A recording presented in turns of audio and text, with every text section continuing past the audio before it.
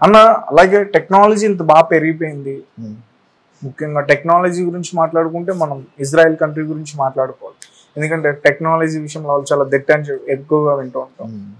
అంటే ఇక్కడ కొంతమంది చిన్న కరెక్షన్, ఇండియా కంటే పెద్ద టెక్నాలజీ కంట్రీస్ ఏవి లేవు. మీరు ఎక్కడ అక్రాస్ ది వరల్డ్ మీరు ఎక్కడ తీసుకున్నా కూడా అక్కడ టెక్నాలజిస్టులు అంతా ఇండియా నుంచి మైగ్రేట్ అయిన వాళ్ళే.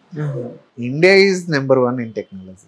కానీ మరి ఇండియా టెక్నాలజీ విషయానికి వస్తే ఇండియాలో ఇంకా చాలా ప్రాంతాల్లో వెనకబడిందనే చెప్పాలి. అదే దట్ ఈస్ వాట్. ఇక్కడ నుంచి ఏంటంటే టెక్నాలజిస్టులు అంతా మైగ్రేట్ అయ్యి వెళ్తున్నారు కాబట్టి ఇక్కడ టెక్నాలజీ మీకు కనబడట్లేదు. కానీ definitely India is the number 1. అంటే టాక్ ఎలా నడుస్తుందంటే ఇక్కడ చాలా మంది నాయకులు బయట ఇజ్రాయెల్ వారికి కాంట్రాక్ట్ ఇచ్చారు హ్యాక్ చేయమని, వాళ్ళు అక్కడి నుంచి హ్యాక్ చేస్తున్నారు. ఇజ్రాయెల్ వాళ్ళు వచ్చి మన ఎలక్షన్ సిస్టమ్ ని అక్కడ నుంచి వాళ్ళు హ్యాక్ చేస్తున్నారు. అక్కడ నుంచే మన ఎలక్షన్ సిస్టమ్ ని హ్యాక్ చేస్తున్నారు అంటారు. ఎలా హ్యాక్ చేస్తున్నారు అనుకుంటున్నారు మీరు? వాళ్ళ వాదన ఎలా ఉంది? ఎలా హ్యాక్ చేస్తున్నారు అనుకుంటున్నారు? ఇప్పుడు మీరు చూస్తే ఎలక్షన్, నేను మీకు చెప్పాను ఈవీఎం మిషన్ ఎలా ఉంటుంది అని చెప్పేసి, అది కంప్లీట్లీ ఏంటి అని అంటే వైర్లెస్ టెక్నాలజీకి అడాప్ట్ చేసుకునే కెపాసిటీ ఉండదు. ఒకటి, వైర్డ్ కూడా లేదు ఎక్కడ. లైక్ ఏంటంటే పవర్ కేబుల్ కూడా మనం కనెక్ట్ చేయం. సో బ్యాటరీతోనే నడుస్తుంది.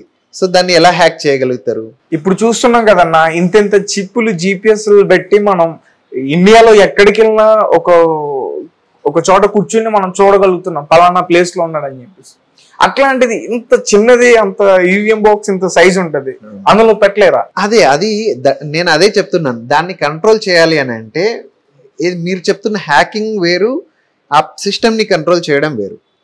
హ్యాకింగ్ నుంచి ఇప్పుడు ఆ మెషిన్ లో మీరు ఒక చిప్ వేసి మీరు ఇందాక అన్నట్టు ఒక పర్టికులర్ అభ్యర్థికి ఎవరికి ఓటేసినా ఆ అభ్యర్థికి వెళ్ళాలి అనేది కాన్ఫిగర్ చేయొచ్చు. ఏది ప్రీ డిఫైన్డ్ ఆ మెషిన్ లో ఆ ప్రోగ్రామ్ ఇస్తే మీరు ఎక్కడికి వెళ్ళినా, అంటే మీరు 1కి నొక్కండి, 2కి నొక్కండి, 3కి నొక్కండి, ఎక్కడ నొక్కినా ఒక దగ్గరికి వెళ్ళాలి అనేది మనం ప్రీ డిఫైన్ ఇచ్చామనుకోండి, అది అలాగే జరుగుతుంది. కానీ అది జరగట్లేదు అనే ప్రూఫ్ మనం ఆల్రెడీ ఇస్తున్నాం. మీకు ఒక ఓటు వేయంగానే మీకు ఒక ప్రింట్ వచ్చేస్తుంది, వెరిఫై అయిపోతుంది. సో అది జరిగిన తర్వాత వేరే దగ్గర నుంచి వీళ్ళ వాదన ఏంటి అని అంటే హ్యాక్ చేసి, ఆ మెషిన్ని హ్యాక్ చేసి వేరే దగ్గర నుంచి ఒక ప్రోగ్రామ్ చేసి ఆ ప్రోగ్రామ్ నుంచి ఈ ఏదైతే ఓటింగ్ సిస్టమ్ ఉందో ఆ ఓటింగ్ సిస్టమ్ని మొత్తం కంట్రోల్లోకి తీసుకుంటారు అనేది మీరు చెప్తున్న వాదన. ఏది హ్యాక్ చేసి, అంటే అక్కడ ఏం జరిగినా కూడా రిజల్ట్ ఇది మాత్రమే రావాలి అని చెప్పేసి.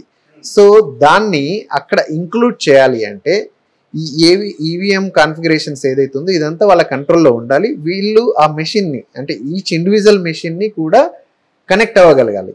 ఈ కనెక్టింగ్ సిస్టమ్ అనేదే లేదు, ఆ కెపాసిటీని ఈవీఎం మెషిన్లలో లేదు. ఏది మనం వైర్లెస్ నుంచి కనెక్ట్ అవ్వగలిగే కెపాసిటీని ఈవీఎం సిస్టంలో లేదు.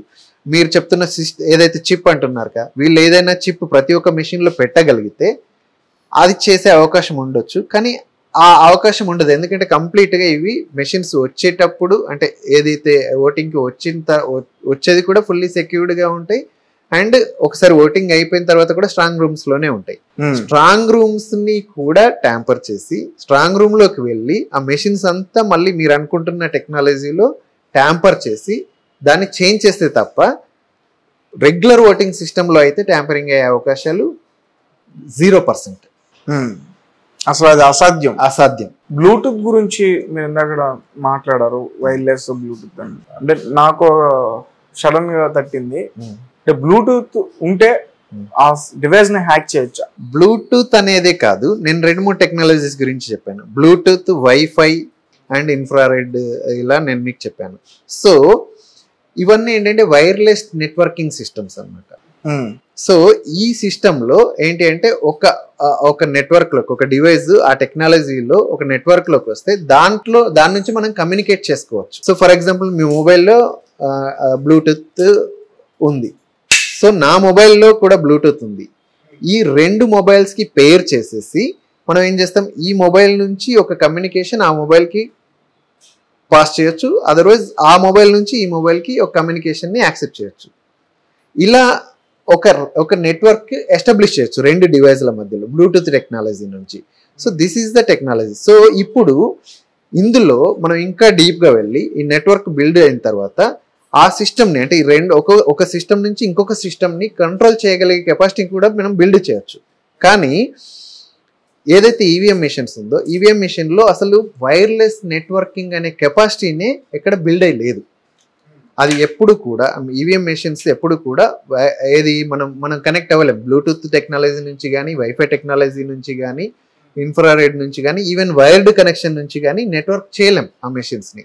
సో దట్ ఈస్ వై నేను 100% ట్రస్ట్ చేస్తున్నాను మన ఇండియన్ ఈవీఎం సిస్టమ్ నుంచి. ఓటింగ్ సిస్టమ్ ఏదైతే ఉందో అది 100% సేఫ్ అని నేనైతే 100% ట్రస్ట్ చేస్తున్నాను. అలాగే దాన్ని హ్యాక్ చేయడం వేరే వాళ్ళకి కూడా అసాధ్యం. అది నెట్వర్క్ లోకే రాదు. నెట్వర్క్ లోకి వచ్చింది అని అంటే ఆ డివైస్ మీద కంట్రోల్ తీసుకునే అవకాశం ఉంది. అది నెట్వర్క్ లోకి రాలేదు, వచ్చే అవకాశమే లేదు అన్నప్పుడు హ్యాక్ చేసే అవకాశం 100% ఉండదు. అంటే మీరు చెప్పండి, పాత పద్ధతి బ్యాలెట్ బాక్స్ లో ఓటింగ్ అది బెటరా, లేకపోతే ఈ ఈవీఎం బాక్స్ ఓటింగ్ బెటరా? ఎందుకంటే అత్యున్నతమైన దేశం అమెరికా, వాళ్ళ ఎలాన్ మాస్క్ లాంటోడే ఈరోజు ఒక ట్వీట్ చేశాడు. సో మీరేం చెప్తారు దాని గురించి? అక్కడ ఈవీఎంల గురించి నేను ఇప్పుడు కామెంట్ చేయదలుచుకోలేదు, ఎందుకంటే దాని మీద నాకు పూర్తి అవగాహన లేదు. సో ఎలాన్ మస్క్ చేసిన కమెంట్ అంతా కూడా అక్కడి ఎలక్షన్ సిస్టమ్ మీద మాత్రమే చేశాడు. అక్కడ ఎలక్ట్రానిక్ మెషినరీ మీద కమెంట్ చేశాడు. వాటిల్లో ఏదైనా ఈ నెట్వర్క్ లోకి కంట్రోల్లో తీసుకునే అవకాశం ఉంది అనేదైనా ఆయనకున్న అనుమానం ఉంటే దానిపైన చేసి ఉంటాడు. కానీ మన ఏదైతే ఎలక్ట్రానిక్ ఓటింగ్ మెషినరీ ఏదైతే ఉందో ఈ ఈవీఎంలలో ట్యాంపరింగ్ చేసే కెపాసిటీ ఎక్కడ కూడా ఎస్టాబ్లిష్ అయ్యలేదు. అది చాలా ప్రూఫ్స్ ఉన్నాయి. దాన్ని బేస్ చేసుకుని నేను మాట్లాడాల్సి వస్తే డెఫినెట్లీ మన ఇండియన్ ఓటింగ్ సిస్టమ్ ఏదైతే ఉందో, ఈవీఎం ప్రాక్టీస్ ఏదైతే ఉందో, ఇది 100% safe. We can definitely continue adapting this. నేను మీకు ఎలా అనిపించింది అంటున్నా, బ్యాలెట్ ఓట్ బాక్సింగ్ బెటరా లేకపోతే ఈవీఎం బెటరా? EVM definitely better. ఎందుకనంటే ఒక ఈవీఎం తీసుకుంటే మీరు ఎన్ని టైమ్స్ అయినా కూడా, ఒకసారి ఇన్వెస్ట్ చేశారు అని అంటే ఎన్నిసార్లు అయినా కూడా దాన్ని వాడుకోవచ్చు.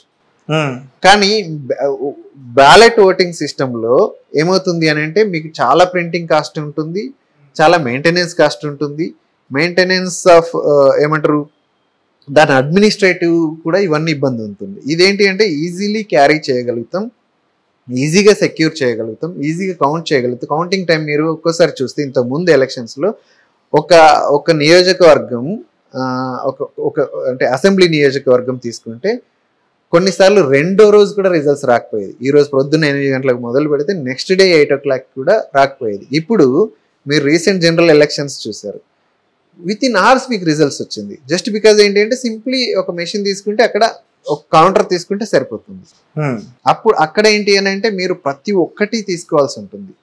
మీరు ఇంకొక ఎగ్జాంపుల్ చెప్తాను. రీసెంట్గా తెలంగాణలో ఎమ్మెల్సీ ఎలక్షన్స్ బైపోల్ అయింది. మీరు చూస్తే అది రెండో రోజు ఈవినింగ్కి రిజల్ట్ వచ్చింది. అక్కడ ఏంటంటే బ్యాలెట్ సిస్టమ్, ఎందుకనంటే దాంట్లో మళ్ళీ ఏది రెండో ప్రిఫరెన్స్ కూడా ఉంటుంది. సో దానివల్ల ఏంటంటే ఫస్ట్ ప్రిఫరెన్స్ అండ్ రెండో ప్రిఫరెన్స్ ఇవన్నీ కౌంట్ చేయాల్సి వస్తుంది. అక్కడ ఈవీఎంలు ఛాన్స్ లేదు. అందువల్ల ఏంటి అంటే దానికి ఆ పోలింగ్ అంతా అది రిజల్ట్స్ రావడానికి అదంతా కౌంట్ చేయడానికి మాన్యువల్గా చేయాల్సి వచ్చినప్పుడు అది డేస్ టుగెదర్ టైం తీసుకుంది. ఇక్కడ ఏంటి అంటే మీకు రిజల్ట్ ప్రాంప్ట్గా వస్తుంది, విత్ ఇన్ టైం వస్తుంది, చాలా క్విక్గా అవుతుంది. సో ఇది ఈజీగా మేనేజ్ చేయగలుగుతాం కాబట్టి EVM is best practice. Okay అన్న, thank you so much. Thank you.